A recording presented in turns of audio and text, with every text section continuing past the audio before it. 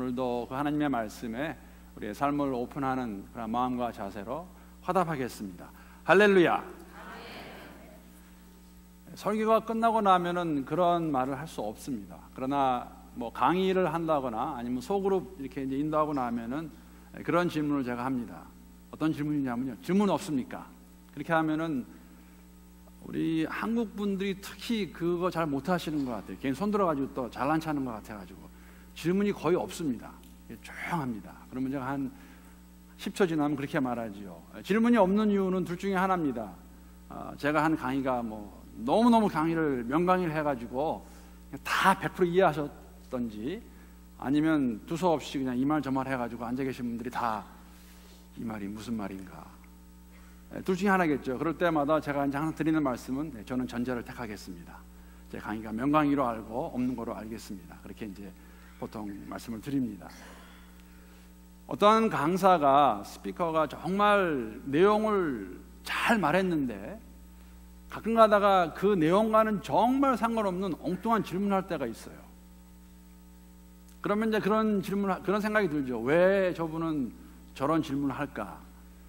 여러 가지 이유가 있을 수 있겠지만은 아마 가장 큰 이유 중에 하나가 그런 것이 아닐까 생각합니다. 그 말을 듣는 사람이 본인이 원하는 것만 들을 수가 있어요. 특히 또 그 내용을 자기가 가지고 있는 어떤 그런 상자 안에, 이런 프레임에다 넣어놓고 그것만을 듣다 보니까는 나중에 하는 질문을 들어보게 되면은 지금 강사가 한 내용과는 크게 상관이 없는 그러한 질문을 할 때가 있습니다.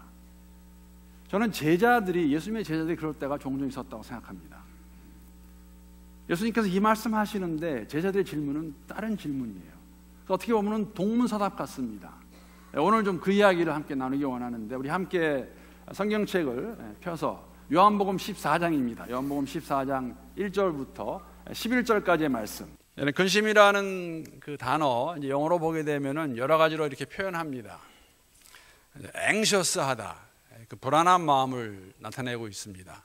또 다른 그 근심이라는 단어 영어로 보게 되면은 worried, 그 걱정하는 마음, 그런 게 될 수 있고, ESV라는 요새 책을 내나온 그 영어 번역 보게 되면은 heart troubled, 내 마음이 문제가 있다, 이제 그렇게 그 근심을 표현하고 있습니다.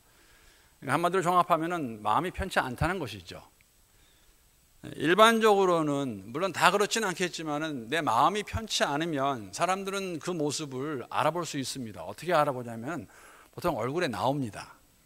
물론 다 그런 건 아니에요. 그러나 보통은 뭐 10명이면은 8, 9명 정도는 그것을 이렇게 보일 수가 있지요. 뭐 제 예를 들면은 제가 마음이 불편하면은 제가 다른 분은 다 속일런지 모르겠지만, 속인다는 것은 제가 아는 척 할 수 있겠지만 아마 아내는 제 얼굴 보면 알 거예요. 그래서 괜찮냐고 물어볼 수 있고, 뭐 또 그 근심하는 이유를 알면은 뭐 걱정하지 말라, 그렇게 말할 것입니다. 물론 예수님은 예수님이시기 때문에 알고 계실 것입니다. 그러나 제자들의 지금 이 상황에서의 근심하는 그 마음은, 그 모습은 얼굴로 저는 나왔을 것 같아요. 그래서 예수님께서 그 제자들에게 근심하지 말라고 그럽니다.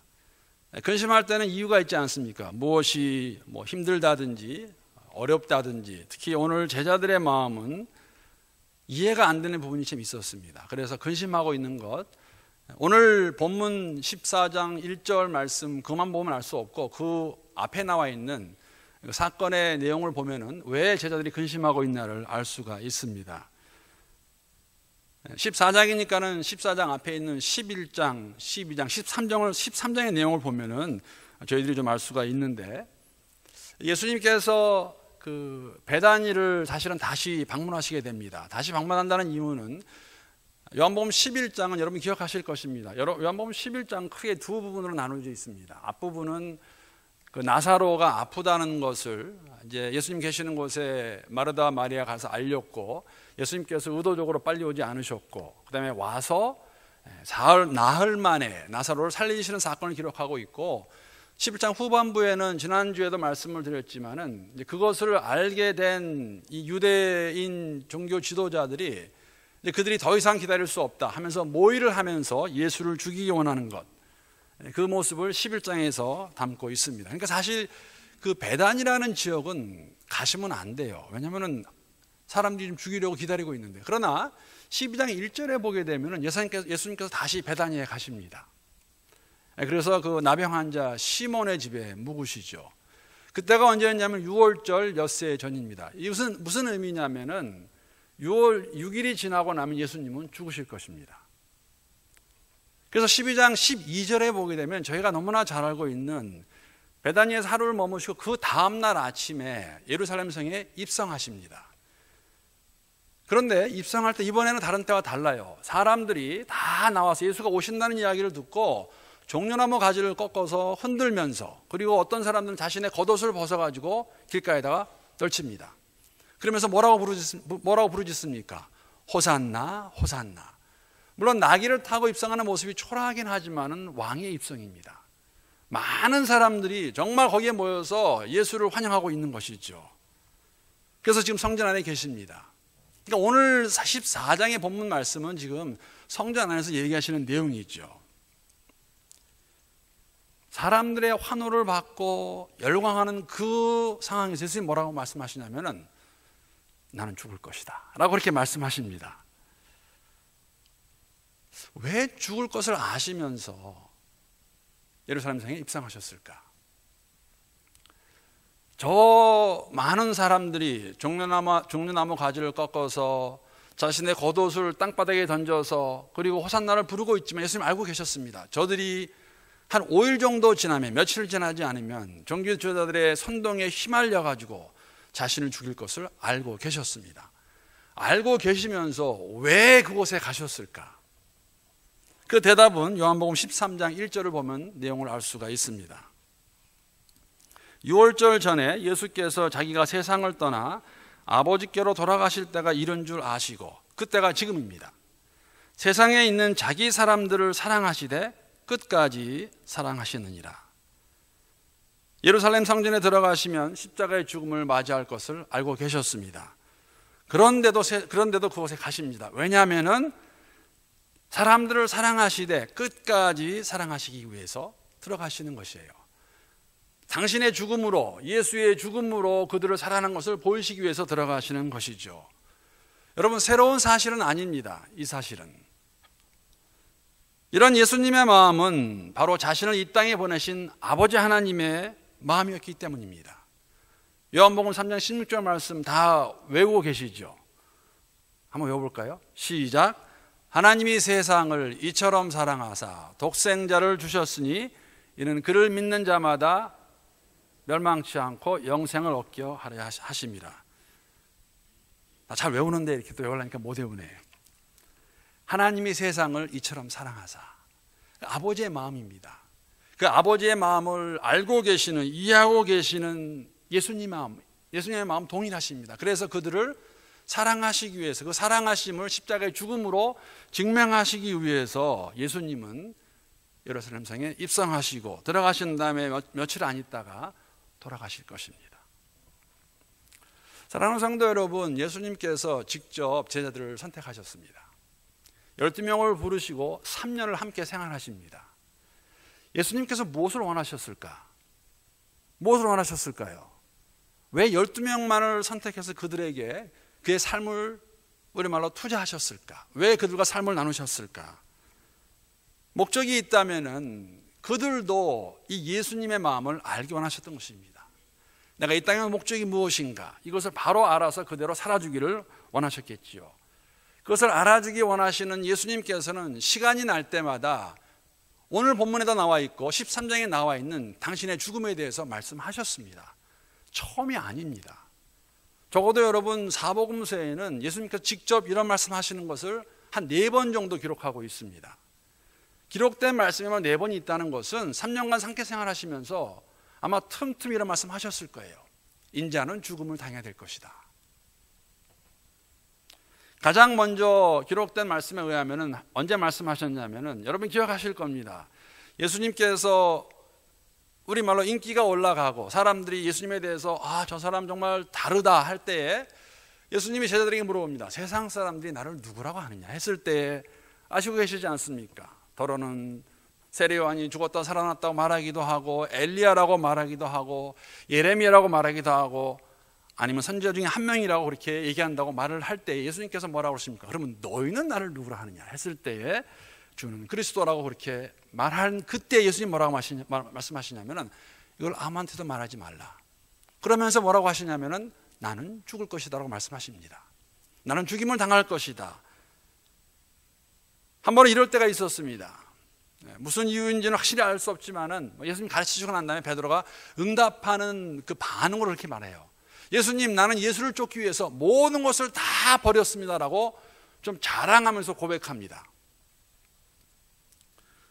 그러면 스승이면 좀 칭찬해 줘야 될 거 아니에요. 그러냐, 야, 너가 나를 위해서 이걸 다 버리고 쫓았구나. 그런 말씀하지 않으시고요, 뭐라고 말씀하시냐면요, 그런데 나는 죽을 것이다 라고 말씀하세요. 나는 죽임을 당할 것이다. 오늘 본문 1절에 이 제자들의 근심은 이러한 예수님의 말씀하신과 연관이 있습니다. 예수님께서 사실 왜 지금 이 말씀을 하시는 것일까? 특히나 지금까지 일어난 사건을 보게 되면 이게 참 맞지 않는 상황이에요. 특히나 예수님께서 베드로에게 하신 말씀을 그들이 기억하는 가운데 그들의 근심은 아마 더했을 것입니다. 오늘 14장 1절부터 12절까지 보니까 13장에 어떠한 내용이 기록되어 있나? 우리가 너무나 잘 알고 있는 내용입니다. 제가 요한복음 13장 36절부터 38절까지만 한번 읽어보겠습니다. 예수님께서 암시를 하셨습니다. 내가 이번에 죽을 것이다.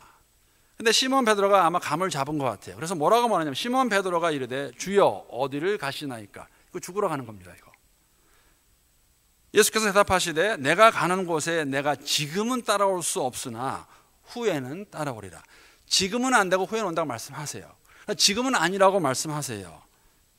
십자가의 죽음에 대한 암시를 하셨고 베드로가 왜 갈 수 없냐고 말하는 그때 30절에 베드로가 이렇게 대답하죠. 베드로가 이르되 그 예수님 말씀을 듣고 주여 내가 지금은 어찌하여 따라갈 수 없나이까? 난 지금도 갈 수 있습니다. 예수님 돌아가시면 죽으시면 저도 함께 가겠습니다. 주를 위하여 내 목숨을 버리겠나이다 라고 말합니다. 물러서지 않지요. 지금 왜 안 됩니까 예수님? 나 지금도 죽을 수 있습니다. 같이 죽겠습니다. 그러한 베드로의 고백에 예수님이 찬물을 쫙 끼얹으세요. 38절 말씀. 대답하시되 내가 나를 위하여 내 목숨을 버리겠느냐? 정말로 버리겠느냐? 내가 진실로 진실로 내게 이르노니 닭 울기 전에 내가 3번 나를 부인하리라. 여러분 이거 정말 제가 베드로였다면 저는 황당했을 것 같아요. 아니 나 죽겠다고 그러는데 그거를 칭찬 못 해주시고 하시는 말씀이 내가 나를 위해 죽겠다고? 아니야, 오늘 밤에 내가 3번 나를 부인할 거야 라고 그렇게 말씀하시는 겁니다. 여러분 이 말을 들은 베드로와 제자들의 마음이 어땠을까요? 근심이 되죠. 이게 무슨 말인가? 제가 베드로였더라도 근심이 됐을 겁니다. 스승을 위해 죽겠다고 말하는데 스승이라는 분이 고작 하시는 말씀이 너 그렇게 할 수 없어. 너 나 부인할 거야 라고 말합니다. 왜 지금은 안 되고 나중에는 될까? 나중에는 그렇게 합니다. 그렇게 됩니다. 죽지 않습니까? 이런 생각해 보았습니다. 여러분 아빠의 생일을 축하해 주겠다며 자녀 한 명이 자녀가 아빠 내가 1년간 용돈을 다 모으고 내가 일도 해서 돈을 잘 모아서 아빠에게 아빠가 필요로 하는 아빠가 원하는 아빠가 좋아하는 컴퓨터 한 대 제가 사드릴게요. 와 얼마나 고맙습니까 그 마음이. 자녀가 그러는데 그런데 아빠는 알아요. 그 자녀가 그렇게 할 수 없다는 것을. 왜 없냐면은 1년 동안 열심히 용돈 모아서 일해서 컴퓨터 사주겠다는 그 자녀는 올해 막 초등학교에 입학한 6살짜리입니다. 그 말을 듣는 아빠가 어떻게 그걸 받아들이겠어요? 야 네가 어떻게 천불을 모아서 아빠 컴퓨터를 사주니? 여러분 베드로는 지금 죽을 수 없습니다. 베드로는 죽지 못하는 정도가 아니라 누가 와서 너 예수랑 같이 있던 자지 했을 때에 부인할 거예요. 우리가 알고 있지 않습니까? 그렇다고 오해하시면 안 돼요. 베드로의 그런 고백은 그냥 순간적인 것은 절대 아니었습니다.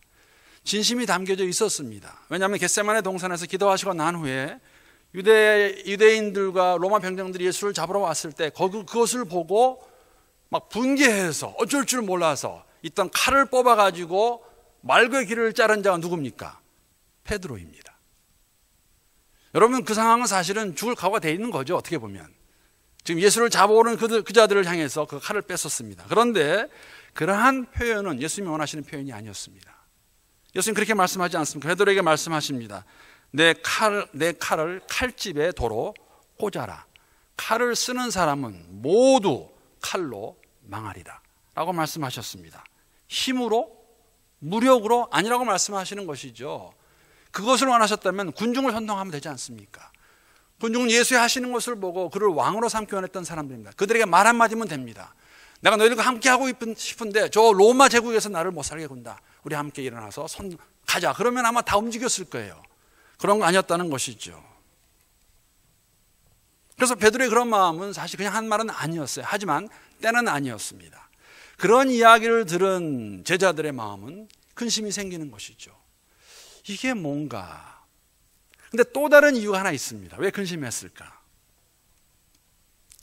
예수님의 죽음에 대해서 이해를 못하고 있는 것도 사실이지만 예수님께서 죽음을 얘기하는 시점이 상당히 그들의 생각 가운데는 잘 맞지가 않아요. 영어로 그런 말이 있습니다. The heyday of life. 정말 우리 인생의 절정기, 모든 것이 다 잘 될 때, 그것을 가리켜서 이제 heyday of life라고 할 수 있죠. 정말 다 좋은 때예요. 왜냐하면 지금 이때는 제자들의 입장에서는 3년간 예수를 쫓아다닌 지금 보람을 느낄 때입니다.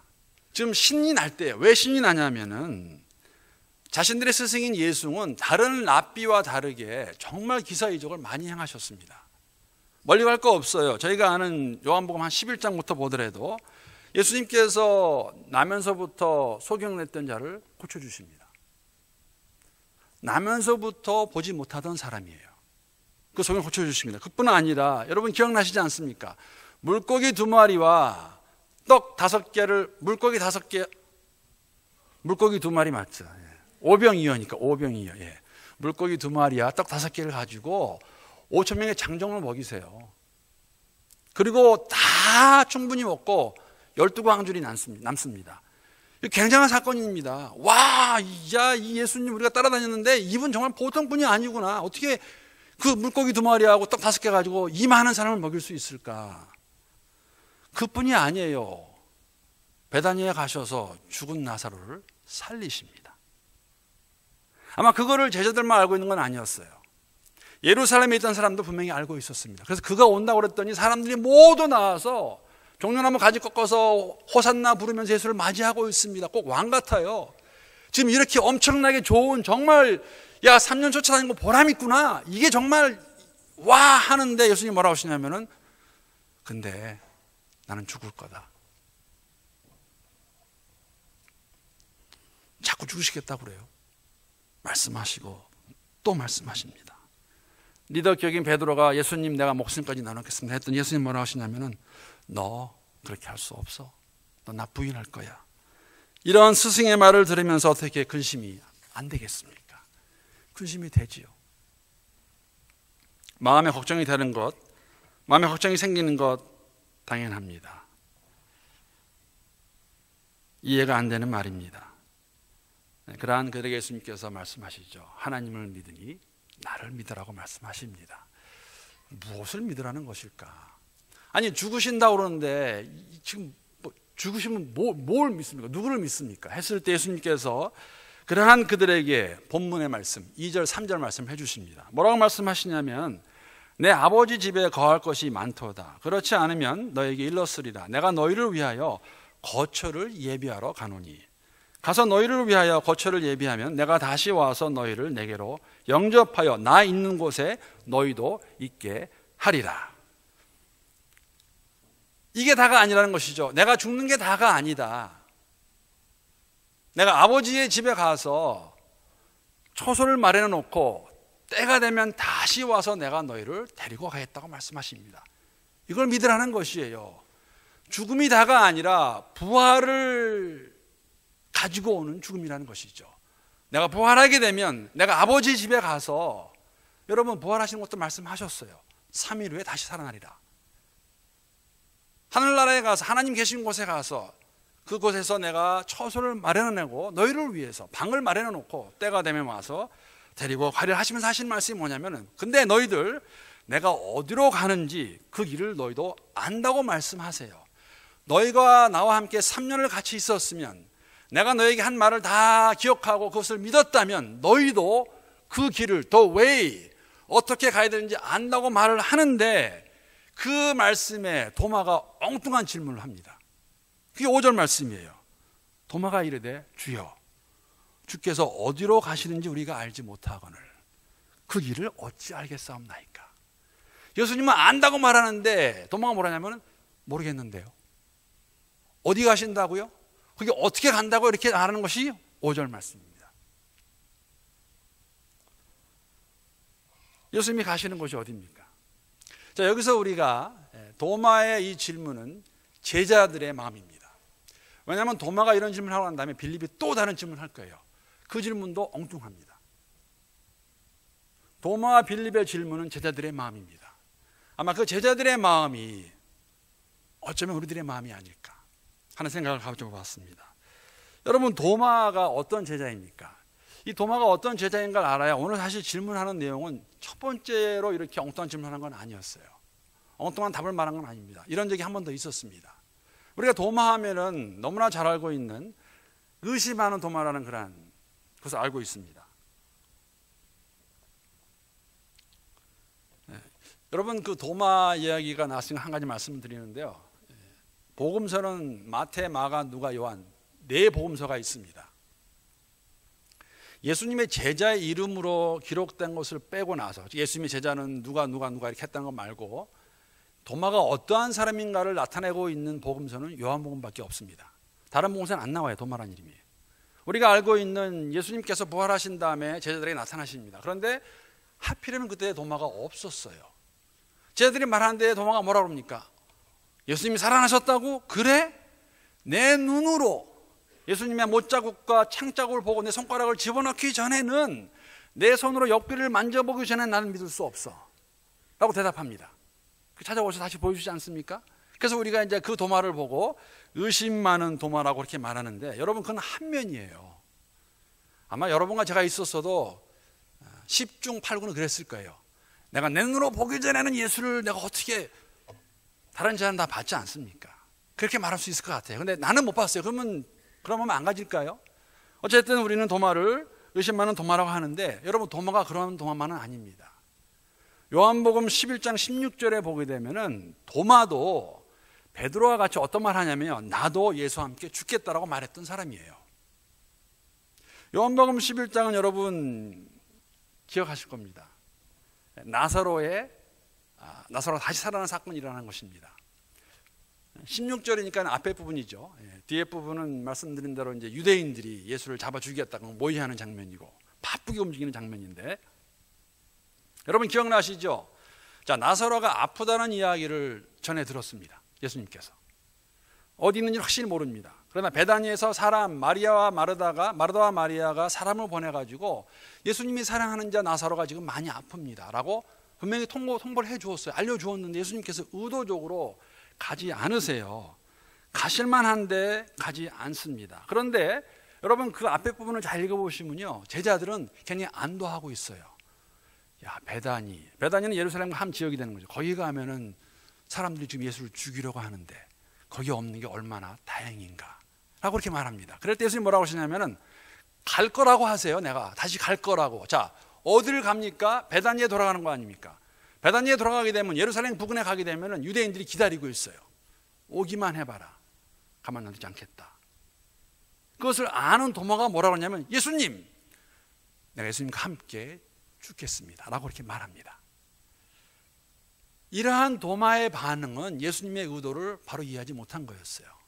물론 예루살렘이라는 곳, 베다니에 갔을 때 예수님 잡혀 돌아가실 것입니다. 그러나 잡혀 죽는 것을 의미하는 건 아니었어요. 예수님께서는 이 땅에 오셔서 죽는 것은 그냥 죽음으로 끝나는 것이 아니라 아버지께서 원하신 그 목적을 이루시고 하나님께로 사람들 인도하는 그 길을 보여주시고 그것이 다 끝났기 때문에 죽는 것을 말씀하시는 것이었죠. 그리고 벌하실 것입니다. 근데 도마는 예루살렘이라는 장소를 생각하고, 아, 그곳에 가면 예수님이 죽을 수 있구나, 그러면은 나도 함께 죽겠다라고 장소로 이해하고 그렇게 답한 것을 볼 수가 있습니다. 오늘 똑같아요. 내가 아버지의 집에 가서 하나님의 나라에 가서 초소를 마련하고 다시 오겠다고 하는데 그 가는 길을 너희가 안다고 말하는데 도마가 뭐라냐면은 그게 어디죠? 그게 어떻게 가는 거라고 이렇게 질문하는 것입니다. 그게 지금 도마입니다. 그 도마의 질문에 예수님께서 장소 말하지 않으세요. 뭐라고 말씀하십니까? 내가 곧 길이요 진리요 생명이니. 자, 그다음에 중요하죠.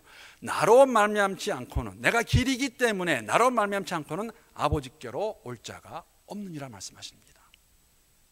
여러분, 하늘나라는 장소가 아닙니다. 하늘나라는 하나님이 계시는 곳이, 하나님이 임재하시는 곳. 하나님을 알 수 있는 오직 유일한 방법이 있다면, 길이 있다면 무엇입니까? 내가 곧 길이요 진리요 생명이니. 그것을 말씀하시는 것이죠. 도마야, 나랑 그렇게 오래 하고 있었는데 이것을 알지 못하느냐? 나를 믿는 것이, 나를 믿어라. 내가 아버지 집에 가서 초소를 만나고 돌아올 것이다. 너희도 그 길 가는 거, 그곳에 가는 거 알고 있지 않느냐? 내가 곧 길이다. 그런데 이 말을 들은 빌립이 또한 질문을 던집니다. 뭐라고 그러냐면 8절에 이렇게 하고 있죠. 빌립이 이르되, 자, 이제는 뭐라고 어디까지 하냐면요, 주여 아버지를 우리에게 보여주소서. 그리하면 족하겠나이다 라고 말합니다. 아버지를 보여달라고 그래요. 하나님 아버지를. 여러분, 이 질문, 이 요구 역시 제자들이 얼마나 예수님의 말씀을 제대로 바로 듣지 못했나를 보여주고 있습니다. 예수님께서 자신의 죽음과 자신의 부활에 대해서 말씀하셨을 뿐 아니라 하나님과 자신이 하나임을 말씀하셨어요. 아버지가 내 안에 거하고 내가 아버지 안에 거하고, 내가 하는 모든 일들은 아버지의 일이고 아버지께서 나를 보내셨고 하나라고 말씀하셨는데, 지금 빌립이 뭐라고 하냐면, 그런데요 예수님, 하나님 어디 계세요? 하나님 좀 보여주세요 라고 질문을 합니다. 예수님이 바로 하나님이신데 성자 아니십니까? 예수를 본 자는 하나님을 본 자라고 말씀하십니다. 그렇게 말씀하셨는데, 그렇게 보여주셨는데 그것을 이해하지 못하고 깨닫지 못하고 이러한 질문을 하는 제자들, 그들의 모습이 우리의 모습이 아닐까. 예수를 믿는다는 것은 하나님 아버지가 살아계심을 인정하는 가운데 그리스도 예수를 통해 우리도 하나님의 나라의 백성으로 이곳에서 시작된 우리의 영원한 삶을 그곳까지 이루어가는 것이죠. 예수 안에서, 예수가 길이요 진리요 생명이시기 때문에. 그런데 우리는 예수를 믿는다 고백하는데 종종 그 예수님조차도 우리가 가지고 있는 틀에다 넣어놓고 예수님 이렇게 돼야 된다라고, 하나님은 이것이라고 한계를 짓고 국한시킬 때가 종종 있다는 것입니다. 어떤 거냐면은 영원한 복을 이 땅의 것으로만 이해하려고 그래요. 이 땅에 사는 것이 다한 것 같이 생각한다는 것이죠. 여러분, 제자들이 그랬습니다. 제자들의 관점으로 봤을 때 예수님 좀 돌아가시면 안 돼요. 얼마나 많은 사람이 예수님을 쫓고 있습니까? 얼마나 많은 군중들이 열광하고 있습니까? 그런데 왜 갑자기 죽습니까? 근데 예수님 죽으러 오셨어요. 그것을 알기 원하신 것입니다. 왜? 이게 다가 아니라는 것이죠. 하나님의 나라, 영원토록 하나님이 임재하심이 함께 하시는 그 나라, 그것을 보여주셨는데 우리는 그것을 가지고 이 땅에 다 국한시켜놓고 이것이 다 알고 다인 줄 알고 살아가는 그러한 모습이 아마도 제자들이 3년을 함께 했지만은 예수님의 가르침을, 예수님의 진리를 이해하지 못한 모습과 크게 다르지 않다고 생각합니다. 3년을 함께 했음에도 그들은 깨닫지 못했습니다. 그런데 굿뉴스는 부활한 예수를 만난 제자들은 다 정말 제가 좋아하는 말, inside out, 안과 밖이, upside down, 위와 아래가 완전히 바뀌어지는 그러한 삶을 경험할 것입니다. 부활한 예수를 만났을 때 전적인 변화가 있었다는 것이죠. 사랑하는 성도 여러분, 우리의 삶 가운데도 그런 역사가 있을 수 있기를 기도합니다. 길이요 진리요 생명이신 그 예수와의 만남 가운데서 창조주 하나님 알고 그 하나님 우리를 통치하시는 그러한 삶, 그러한 교회, 하나님 기뻐하시는 그러한 공동체를 이루어갈 수 있는 우리 모두가 될 수 있기를 우리 주님의 이름으로 축복합니다.